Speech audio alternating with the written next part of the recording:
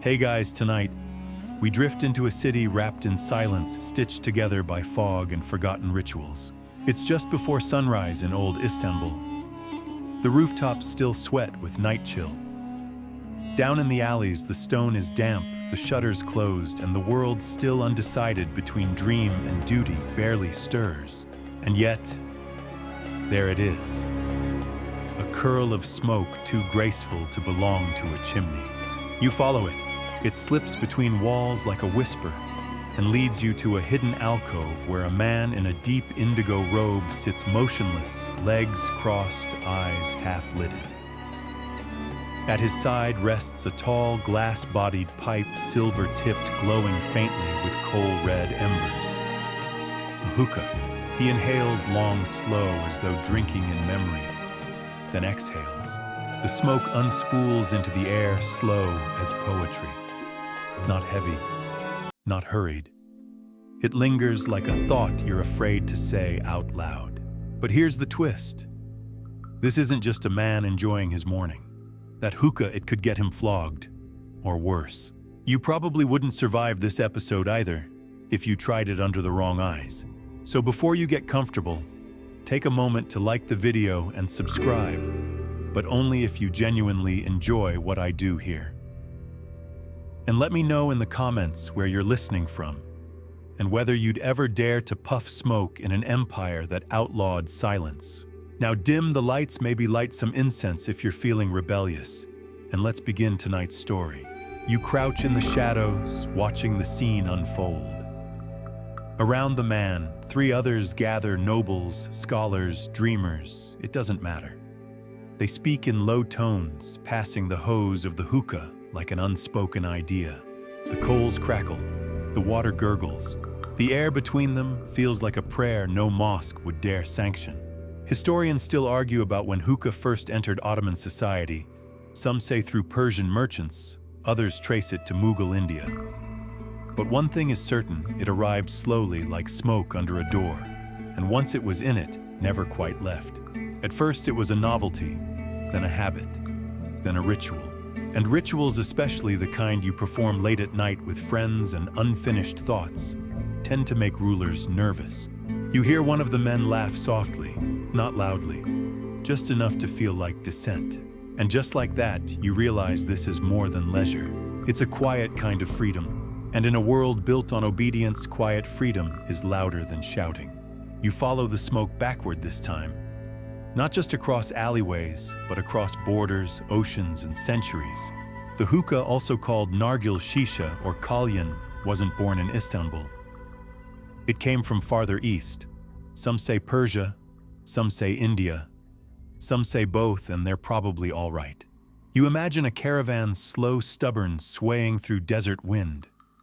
Wicker baskets creak on camelback filled with rose tobacco wrapped in linen. Men in layered cloaks chew dates, sip bitter tea, and carry glass bottles swaddled in straw like sacred relics. It wasn't just trade, it was transmission. The earliest hookahs were crude coconut shells for bowls, bamboo tubes, hot coals balanced on metal trays. But already the idea was there, a smoke filtered through water, softened, slowed, made meditative. In Persia, they called it kalyan, and it was as much about philosophy as pleasure. Nobles would recline in silk tents, smoke in silence for hours, broken only by the burble of water and the occasional quote from Rumi. One line repeated often, "Silence is the language of God. All else is poor translation." And yet somehow silence still made rulers nervous. Hookah arrived in Ottoman lands through diplomacy, trade, and imitation. The empire admired Persian refinement, their gardens, their tiles, their poets, and now their pipes. At first it was a luxury of the elite. You didn't just smoke, you performed it. Men puffed in choreographed intervals, pipes matched to robes, bowls carved from silver and obsidian. In court, it was a sign of leisure. In private, it became something else entirely. Historians still debate who popularized hookah in Ottoman circles. Some name grand viziers, who used it as a social lubricant. Others speak of Sufi mystics, who smoked as part of contemplation rituals, using it to extend meditations late into the night.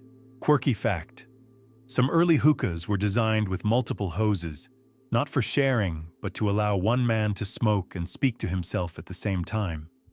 A personal echo chamber bubbling softly in the dark. But with popularity came diffusion. Soon merchants in the bazaar had their own pipes. Then the craftsmen, then the porters, then the poets. And slowly the hookah slipped out of the palaces and into the people. You stand now in a tea house near the Galata docks centuries ago. Sailors with rough hands lean back against stone walls. Their hookahs are dented, their bowls clay, but their laughter is full-bodied. Their conversation is unfiltered. Their ideas free. And that is what the Sultan would come to fear. You hear it before you see it. That gentle, watery burble, the unmistakable sound of thought being filtered through silence. The hookah, now no longer confined to palaces or the privileged, has found a new home, the tea house. It's afternoon in Istanbul. A shaded courtyard breathes beneath overgrown vines. The air smells of mint dust and coals. A lute hums faintly in the corner. And here they sit, not sultans, not soldiers, but thinkers. A poet hunched over a half-written verse. A scholar with ink-stained fingers and tired eyes. A merchant whose only wealth is his opinion. They don't come here for caffeine. They come for conversation. Hookah in this space is more than indulgence. It's a ritual of rhythm: inhale, pause, exhale, speak. The gurgle becomes punctuation. The smoke becomes memory. One man says something about taxes. Another counters with a quote from Avicenna.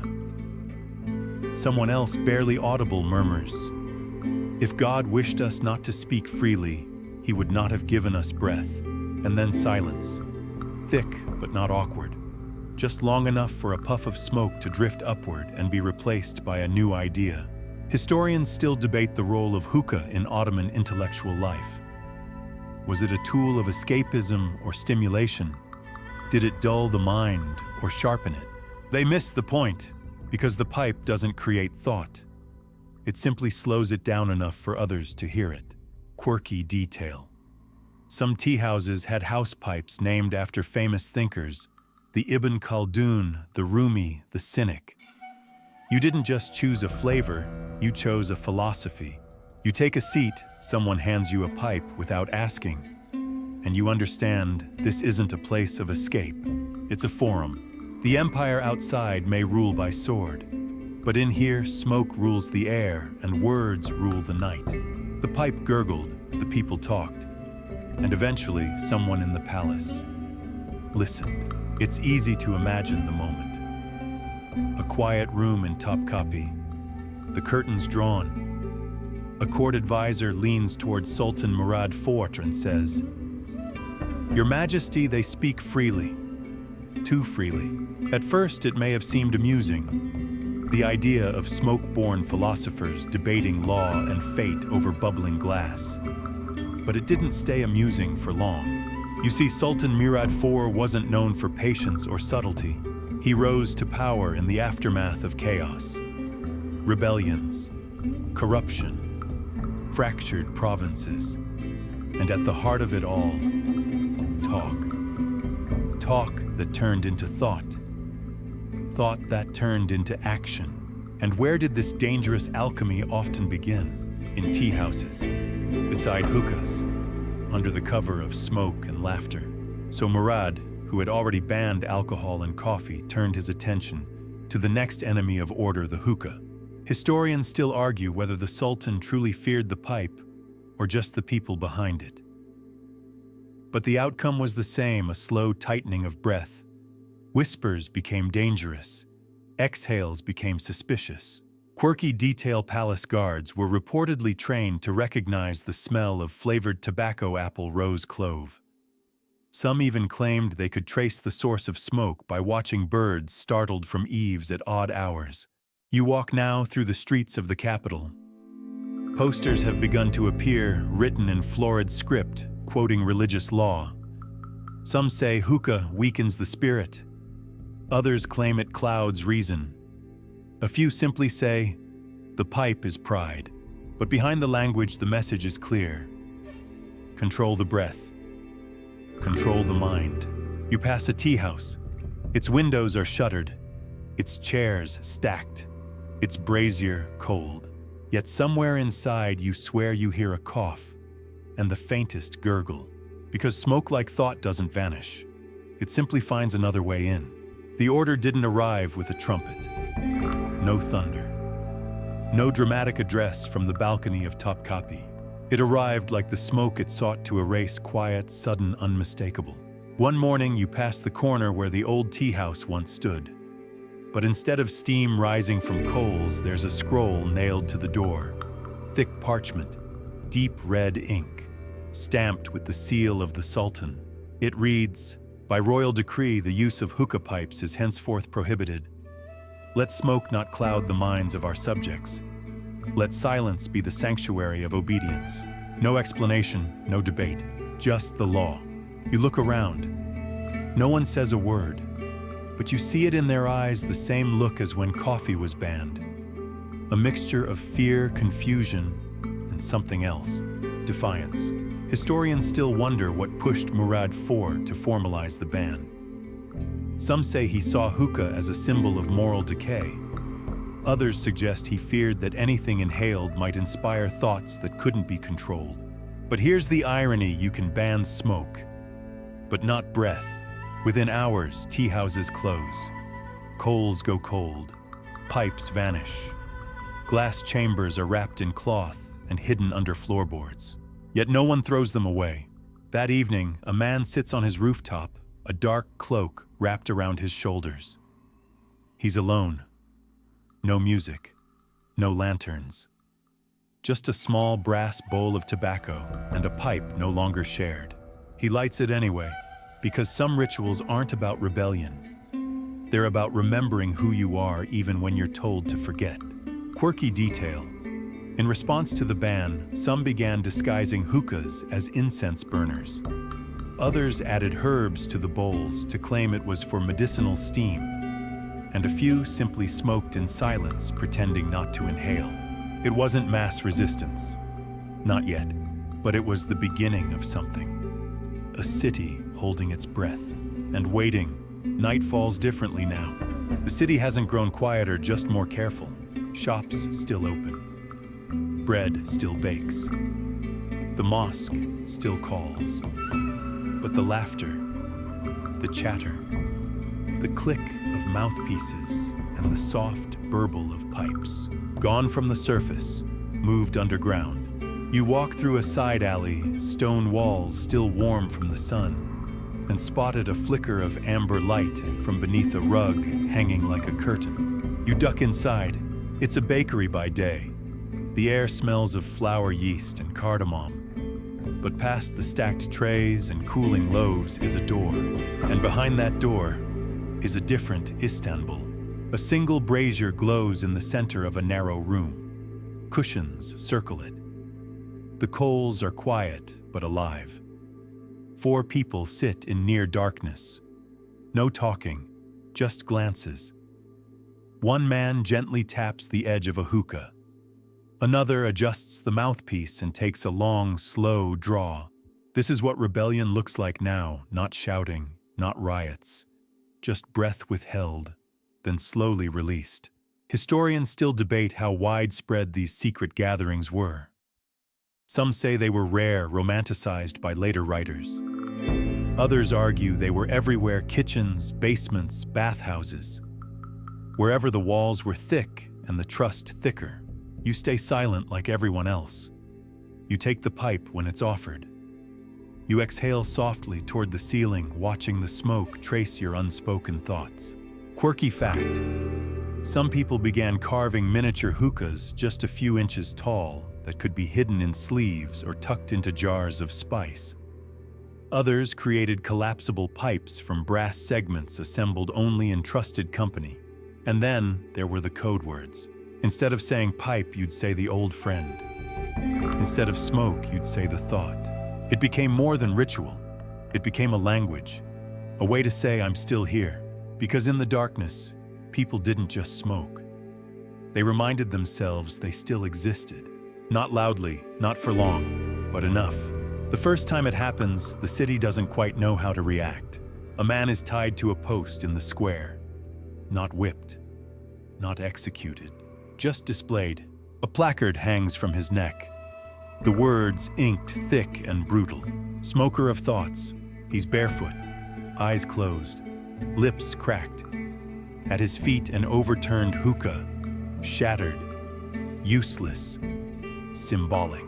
People pass without looking, or pretend not to, because fear, when sharp enough, becomes invisible.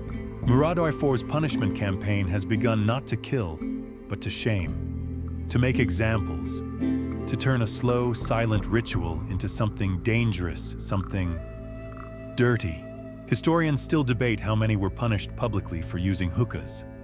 Records are scarce. Stories are plenty. One speaks of a merchant beaten for owning a pipe longer than the law allows. Another of a student caught exhaling near the palace wall. He disappeared. Yet another tale tells of a man sewn into a goatskin and rolled into the Bosphorus. Quirky detail. The Sultan reportedly had a secret list of aromatic profiles, flavors like rose clove or cardamom, used to identify rebel gatherings by smell alone. You walk the streets differently now, not with haste, but with awareness. You count the chimneys with no smoke. You notice the silence behind once boisterous windows. But even now, in the cracks of fear, resistance breathes. Someone chalks a pipe symbol onto a wall, small, nearly invisible. Another leaves a clove by the foot of a statue. A quiet code, a whispered memory. You pass a bench in the garden, empty, except for a mouthpiece placed neatly in the center. As if waiting, because punishment may break pipes, but it cannot erase ritual. And the hookah, it waits. He didn't send spies, he became one. The story begins as a whisper, like most do. A merchant swears he saw him, the Sultan himself, cloaked in a commoner's robe, wandering the spice market after sunset. No guards, no fanfare, just the glint of steel beneath the cloth and eyes that saw too much. Murad Ifor had done this before. When coffee was banned, he walked the streets. Now, with hookah in his sights, he returns to the shadows.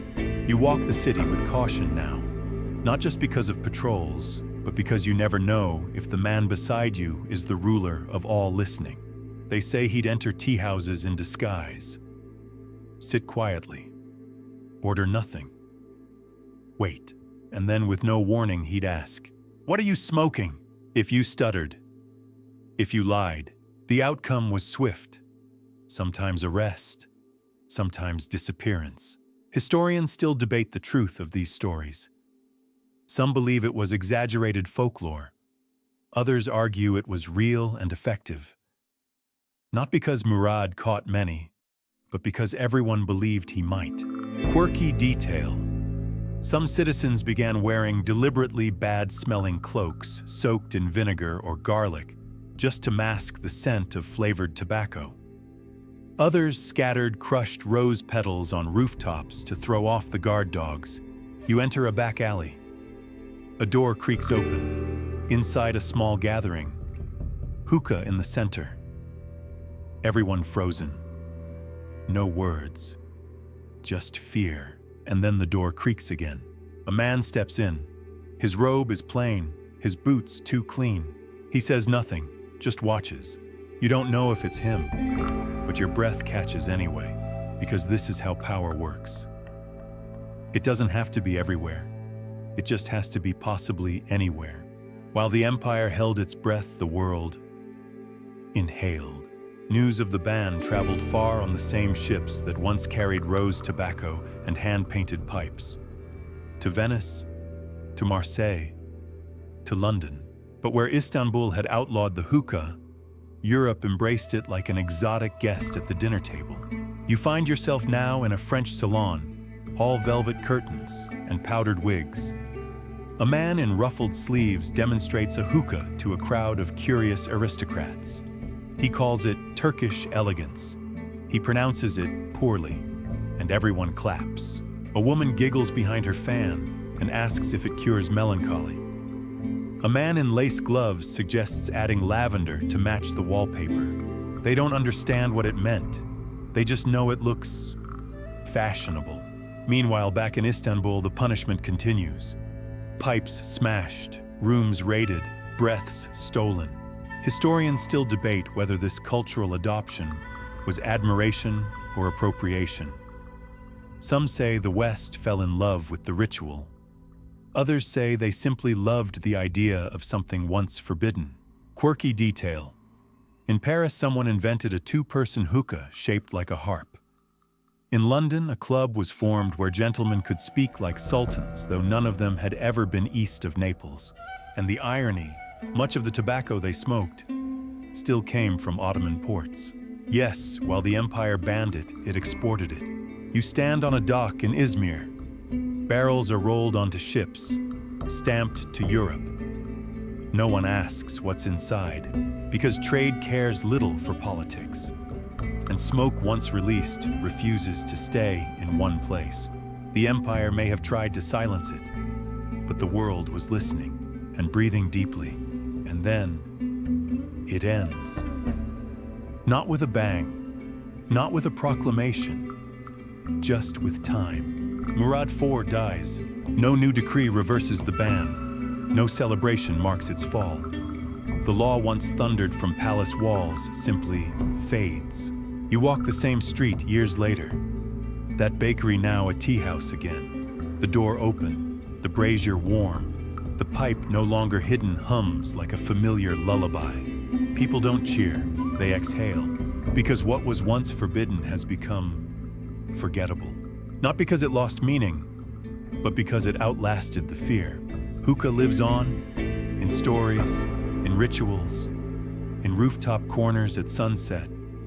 Not as rebellion, but as a quiet reclaiming of something once stolen. Historians still argue whether the ban ever truly ended. But ask anyone who lights a pipe in Istanbul today and they'll shrug. It was never really gone, they'll say. We just smoked slower. Quirky fact. Some of the oldest tea houses in modern Turkey still keep a broken pipe on the shelf. Not to use, but to remember. You sit now in one of them. The floor creaks. The glass hums. The smoke dances like it remembers. And you understand something.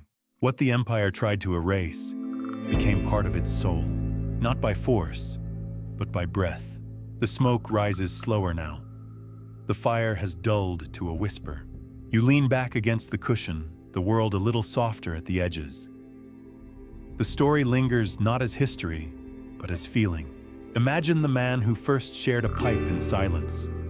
The friend who offered it without words. The sultan who tried to stop it. And the people who simply waited. Through bans and whispers, shadows and shame, the hookah never truly vanished. It smoldered. It waited. And when the silence was long enough, it returned. That's how memory works, how resistance works, how stories survive. They don't shout, they breathe. Tonight, as you lie back in the hush of your room, let that breath hold you.